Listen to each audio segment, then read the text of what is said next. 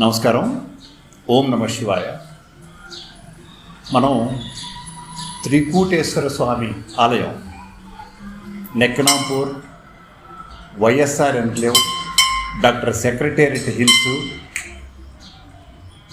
Manikonda municipality పరిధిలో ఈ ఆలయం నెలకొని ఉంది.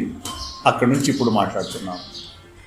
ఇది బ్రహ్మసూత్రం కలిగినటువంటి,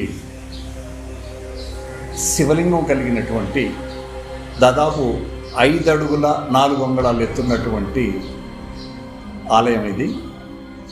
మీరు ఎప్పుడైనా గమనించారో లేదో, ఒక్క శివలింగానికి